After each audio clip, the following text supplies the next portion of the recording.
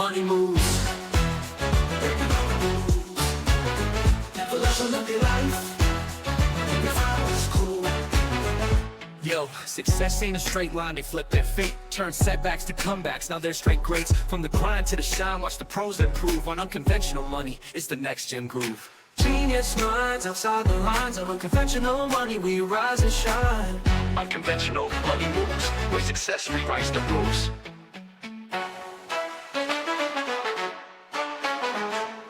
We'll just see where the conversation goes. Happy to have Junaid on with us today. I actually think you and I spoke like a couple years ago on the phone randomly through like a mutual contact. Amanda, yes. So Amanda Catarzi. Yeah. Nice. So we reconnected here, saw what Junaid is doing, reached out, and boom, we're here. They're ready to chat. And you have like this 5-day home studio challenge that I saw. Mm-hmm. What's that about? So the 5-day challenge is I call it the home studio rehab. It's basically goes over 5 different elements of building or thinking about your studio. So the first day we focus on analyzing your space, what your room looks like, where are the windows, doors, all of those things. Then we look at designing that space to see, hey, what is the camera going to see when I set this up? And then we focus on lighting, the audio, and then the camera, and putting it all together. So that's the 5-day challenge. Yeah, I was nervous to have you on. I was like, uh-oh. My space is going to be critiqued critiqued and analyzed for sure. Yeah, so I'm just showing the different angles of my studio that I built, just to show, hey, this is a actual space. Holy crap, studio. That's crazy. I mean, I got like light. I mean, I've invested in like a nice camera, things like that. We're actually, I had to move offices because my previous office is turning into a nursery. So I'm in nursery. Congratulations. Yeah. So I've just like moved all the space. So like I've been like thinking about like how to make it look. Some people have told me to keep it really simple because like I'm in the financial wealth and advice space, and I used to have like a lot of like knickknacks in the background. They're like, less is more. What are you seeing in terms of adjustments to be made that allow people to have better outcomes when it comes to video content, or just now Zoom meetings are every day. Not really meeting people at offices or coffee shops anymore. Yeah. This basically becomes your way of showing up, right? So what are you dressing up?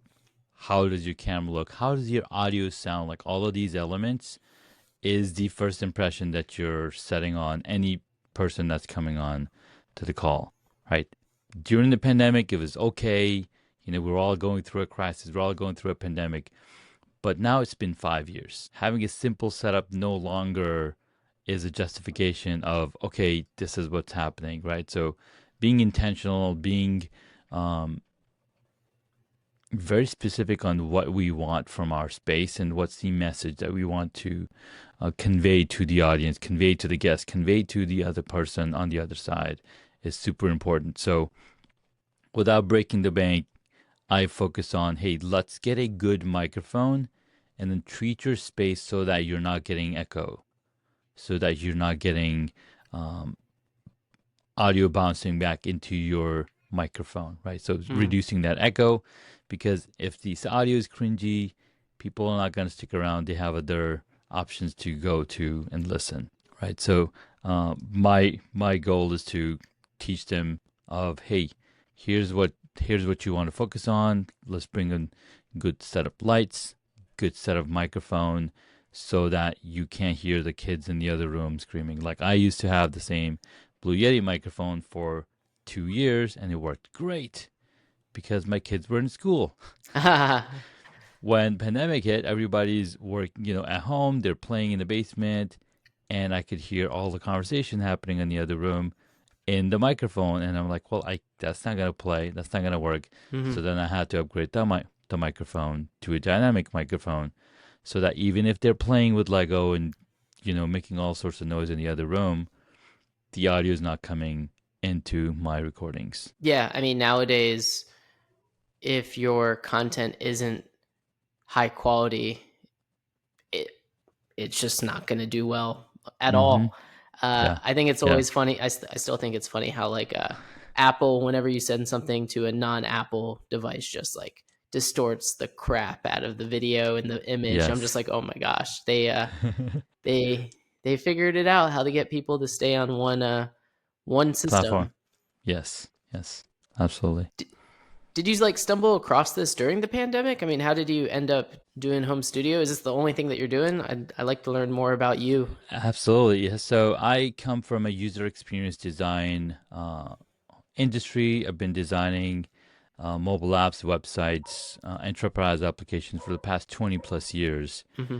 But I've always been a photographer at heart. In fact, my very first camera, which was a film camera, I bought for $1 from my uncle when I was 11 years old. And ever since then, I've been behind camera, behind lenses, behind taking photography, shooting video. And during the pandemic, I had already been podcasting, and I was already in front of a camera, Mm-hmm. but I was like just focusing on the audio aspect of it. But then as the pandemic hit, I started seeing more and more people step into leveling up their spaces, or especially Pat Flynn was the inspiration, right? He did these 360-day live streaming on YouTube. So every single day he'd show up for 2 hours, and he built a community. And as he was showing up, I was like, wow, his setup looks so clean. And as soon as he posted a blog post of what's in his studio space, I was like, wait, I have 90% of all the gear that he's talking about. And I have prior training of being a photographer, being a filmmaker, staging the set. So I've been doing that for multiple years. Mm-hmm. So I was like, all right, let me bring my studio space up to par. And I started putting all these elements together in my space, experimenting with the lighting, experimenting with the background, like all of these things. And as people started looking at it, they're like, oh my God, why is your setup so clean, and what's happening? And we're both on Zoom, what's happening? So I start talking and telling them about and teaching them about what I'm doing, and they're like, oh my God, would you mind consulting with me and helping me figure it out? And that's how Home Studio Mastery was born. So that's interesting that you had a hobby and an interest of being behind the camera. How did you end up wanting to be in front of the camera? Because typically that doesn't happen. You're absolutely right. It doesn't happen very often. And it all came down to because we were all in front of cameras during the pandemic. Yeah. 2020, literally everyone was in front of the camera, talking to people, talking to their friends, having these Zoom meetings. So I was lucky enough to be part of a community on Facebook of podcasters and other leaders where we would meet every single day from 4 p.m. to 5 p.m. Eastern Time. And we were on Zoom and we were talking to each other. And it helped me open up a little more about myself, about who I was, and got more comfortable in front of the camera. And when I started answering their questions, I no longer thought about what do I look like on the camera. I just focused on helping the other person on the other side. The other upgrade that helped me to be really good at being in front of the camera is a teleprompter, or a confidence module, like I call it. So if I were to show you the video aspect of it, this is a little teleprompter thing that I can see myself, I can see you in it, and it kind of shows me, hey, what do I look like? What am I framed in correctly? All of those elements, and it just makes it a lot easier to be in front of camera and be able to talk about what I love to talk about. Yeah. I mean, that totally makes sense. And so you have this 5-day home studio challenge.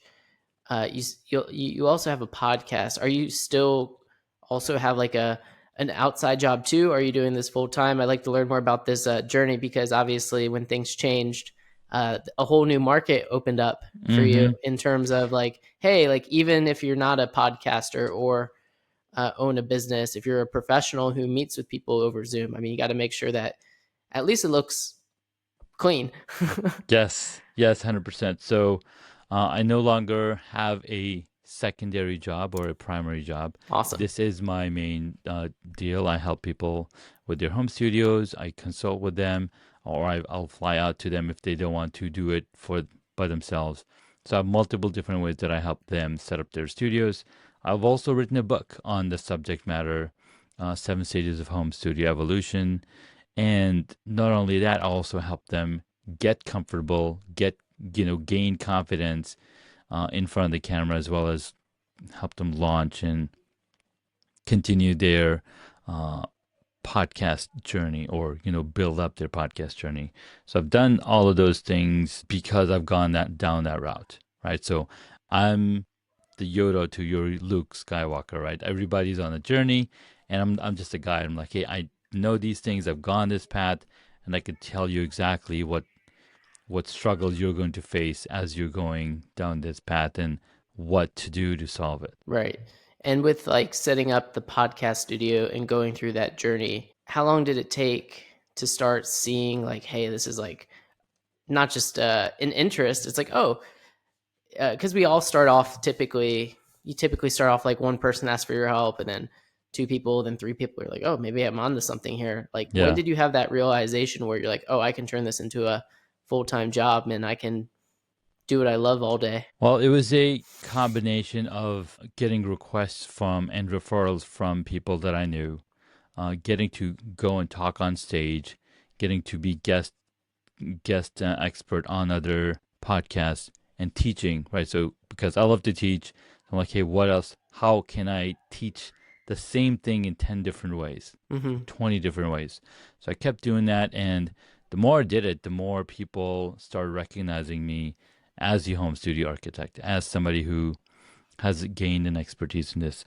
So it wasn't till 2024, I believe, that I went full time in it. Like before that, I was still had a primary position, but then as I did more, showed up more, taught more, went to the places where there was need for my expertise, the more it made sense to go deeper into this and make this into a reality.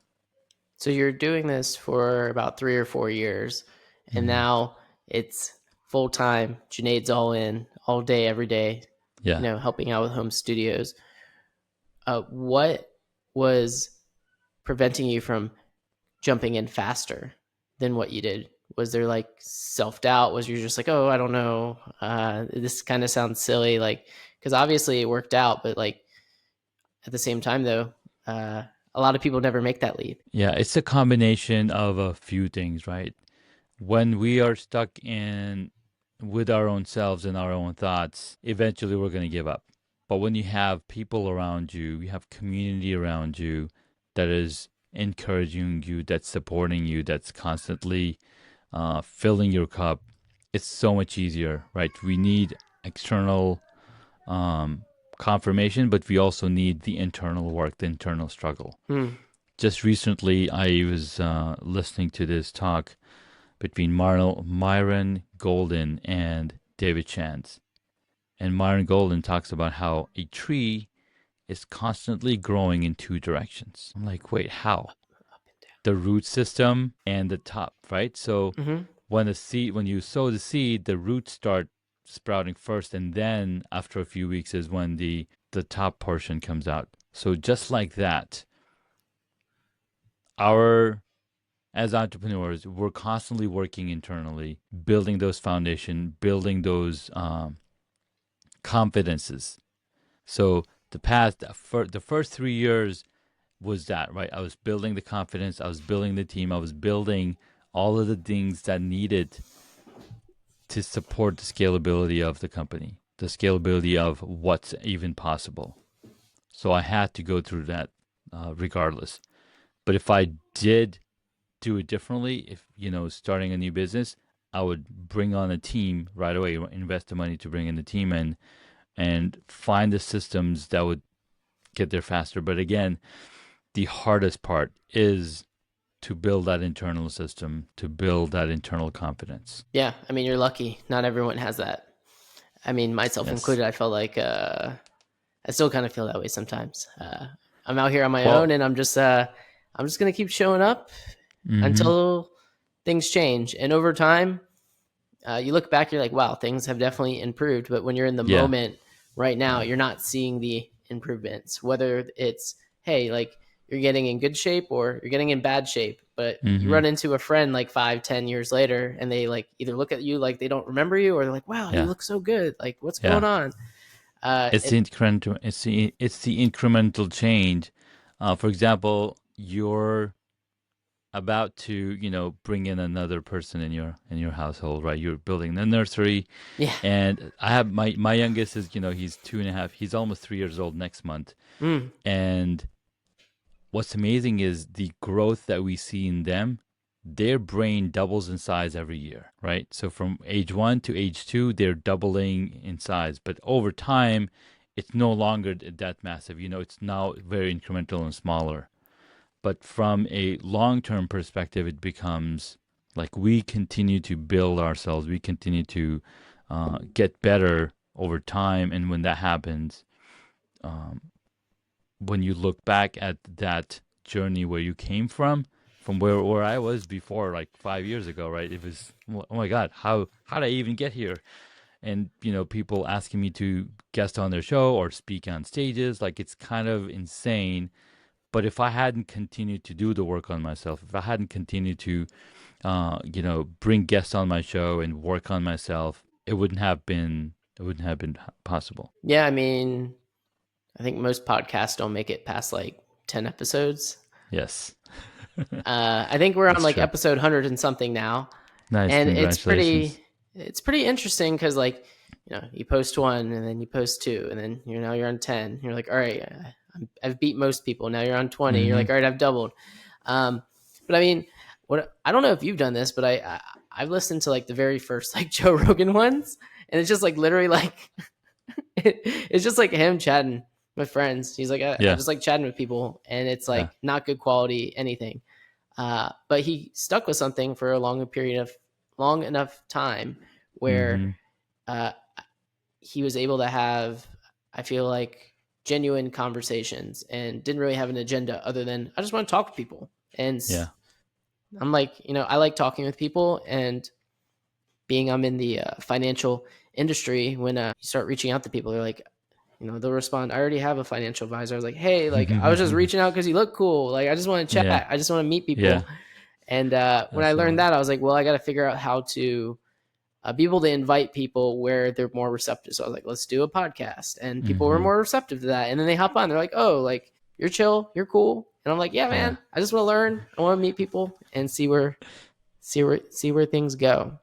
100%. And you said you have your youngest is 3. Yeah, I saw you building Legos on your Instagram the other day. Yes.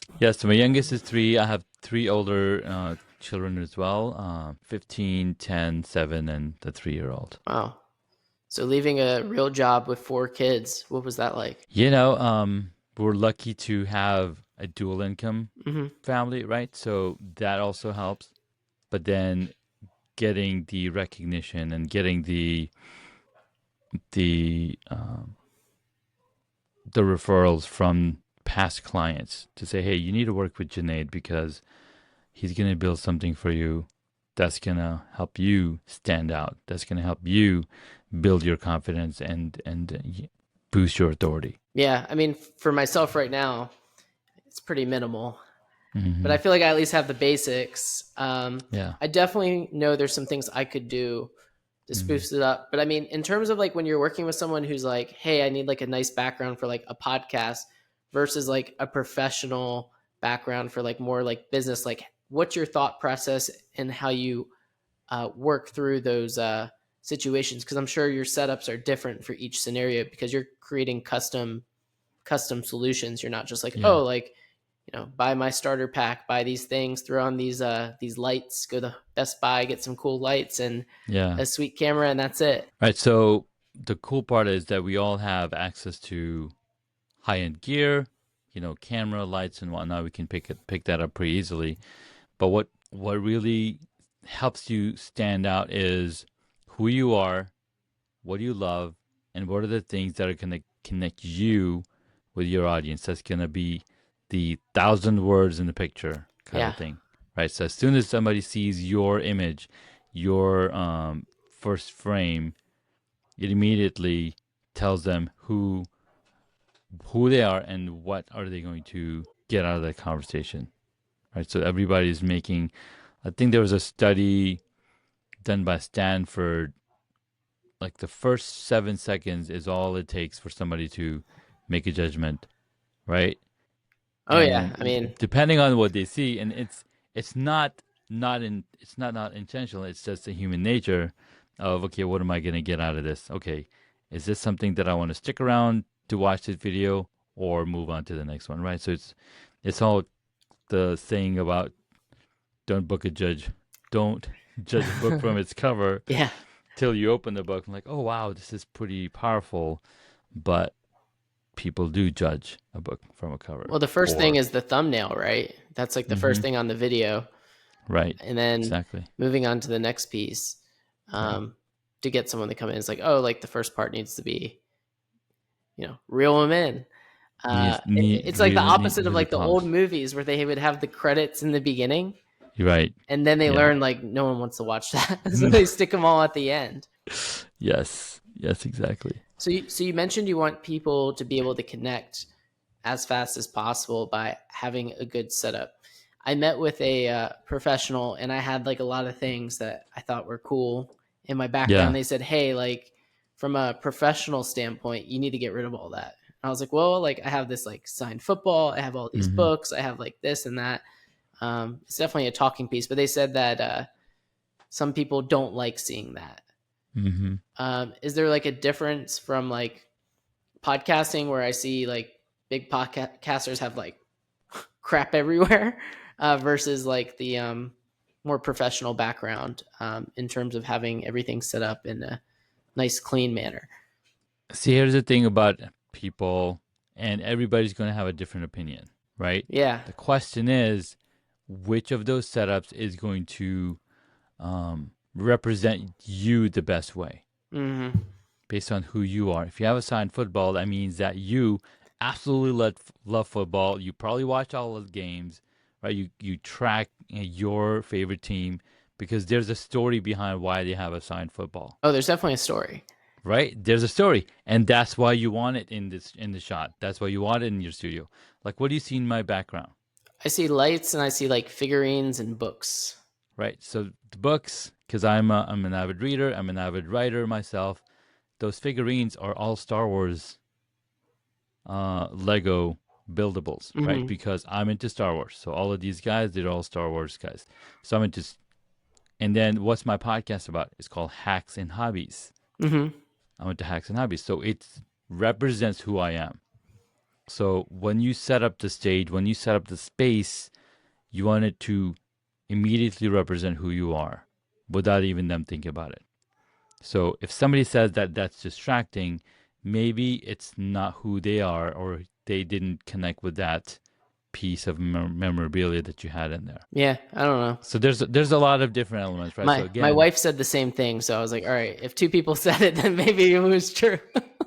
But if you also want to look at where the perspective, are they experts in that space? He was an expert in the space that I was asking for help with, and he said like what I had was like, he said it's not going to hurt you, but it could only help by making it look cleaner. So I mean, I just moved like a week ago, but I mean, a client of mine that I worked with like painted this. I got some bowls, their hand glass bowls. Nice. When I worked at Merrill. Hand blown. Okay. Yeah. And then I just have my computer screen. I could probably put something cool on the computer screen. Yes, you can. You can definitely put something cool on that screen. Yeah, I mean, it all comes down to, who's looking, how is that going to reflect on your brand. Is it building integrity, or is it building, all of the things? But is it telling a good story? Is it clutter, or is it curated, right? You want to make sure that it is a curated background. There's a purpose for every single element that's in there. Is it generic, or is it personal, right? So you want to make sure that you bring in all of those elements into that environment. Yeah, for sure. I mean, it can't just be, there's organized chaos, but it's still Right. chaos. Yes. So versus, Yes. it looks like all of your, I bet if I moved one of your things back there, you would notice. Maybe my kids definitely come in here and take stuff from there all the time. And so hobbies and hacks and hobbies is your podcast? Hacks and Hobbies is the name of the podcast. Yes. So what are the hacks and what are the hobbies? Legos would be like hobbies, right? What are the hacks? So life hacks, right? How do you go from one stage to the next stage? And it started as me documenting my hobbies, documenting my beekeeping journey, right? So I'm like, hey, I want to talk about my hobbies. I want to talk about my photography, my filmmaking, my cycling, all the different hobbies that I'm into. So that's where the podcast started. And over time, it evolved. I was like, okay, let me start bringing on people who are into other hobbies and how they made their hobbies into their passion, taking their passion to profit. So over time, the podcast has evolved, right? So it started with a solo episode and me talking about my beekeeping, and now it's more curated content from other entrepreneurs who've taken their passions to profit, who went deep dive into what they love to do and made that the main pillar of their business. And what happened with listening to these 600 guests on the show? What happened?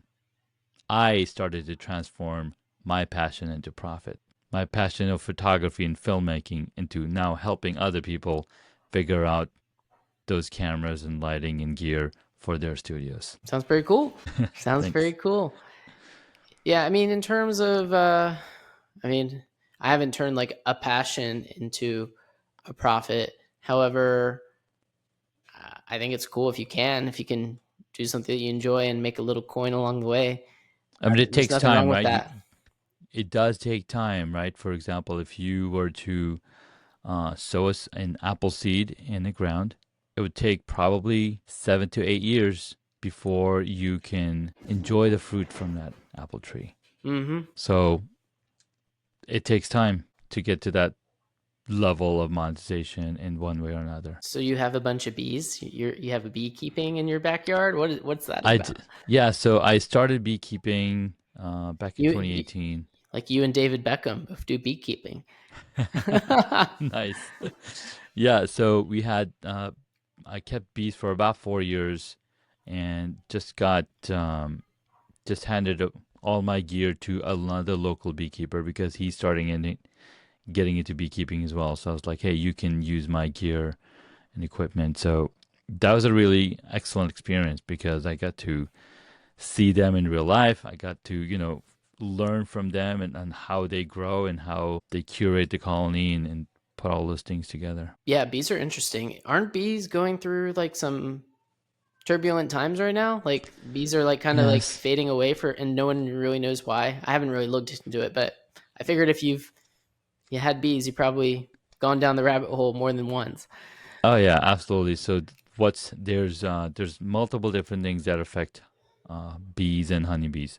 So honeybees are actually domesticated animals that originated in Asia and Europe and Africa, whereas we have native bees here in North America, such as bumblebees and ground bees and carpenter bees and whatnot, and they actually hibernate as opposed to honeybees, which don't hibernate. They actually make honey to survive the winter. Now, because we've been having, there's a lot of pesticides being used by the farming industry, as well as we have 5G coverage everywhere, which is also messing around with their ability to, continue to grow. So it has caused, there's multiple different things that are causing them to, have a colony loss and whatnot. It's like the whole colony will just perish and no one knows why.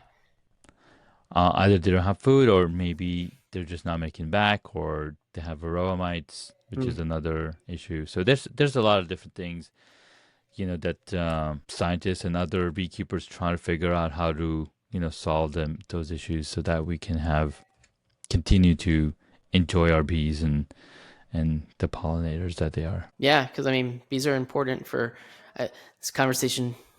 It's going a whole different direction, but that's cool because like bees take things from like the flowers and they pollinate, and it helps with like everything. Yes. So they're a very yes. important part of the ecosystem, and without them doing the pollination, I mean, I don't know what other insects pollinate, but I mean, without pollination, then things don't grow. Yes. But Some other pollinators would be, I know this, right? So but other I pollinators know would be, as humans, we hate the pollen because it makes us all feel terrible. well, that's a totally different topic that I can talk about. But Let's stay on the track other, with the pollination. right. So the other pollinators are, so bees. So we talked about honeybees. There's wasps that also pollinate. There's also butterflies that also pollinate, because what they're doing is they're going to the flower for the nectar. They're going to drink the nectar, and as they go from one flower to the other flower, they're capturing the pollen from one flower and then fertilizing the other flowers as they go from flower to flower. So that's fertilization of the plants happening. And the reason pollen affects us is because sometime a few decades ago, some municipalities decided that we're just going to have male trees on our streets, because female trees were dropping fruits and it was causing them to clean the streets. So now they're like planting all these male trees. With a lot of male trees, there's a ton of pollen being produced. Where's this pollen going to go? There's no receiving end on the other side. Even the male trees need to reproduce. Right, because they are the flowers are gonna leave that pollen, and so now that pollen end up in this air, and it's causing people a lot of allergies. And that's why if you have if you consume local honey, it's gonna help with your seasonal allergies, because the bees are using the same pollen, the same nectar from those same flowers that you're then consuming, so which helps with your pollen allergy reaction and whatnot. I haven't tried it. I have a friend that's an allergist who told me like, don't do it. He said it doesn't work, but I don't know. There's all sorts of things that science and not science goes against each other. Here's the thing between doctors and natural stuff. Yeah. They don't want you to try the natural stuff, because then you're not going to buy the medication. Yeah, it's like a catch-22. Yeah, exactly. So who knows? Placebo effect's real, but it still works. And as long as something works, who cares how it works? Yeah. Everyone's so in touch with trying to figure out how does things work. Sometimes some things are just unexplainable. Yeah. Well, awesome, man. So happy you came on. I hope anyone that needs help with a home studio, they check you out on the 5-day challenge that you offer. Thank you. And we'll see everyone next time. Bye, everyone.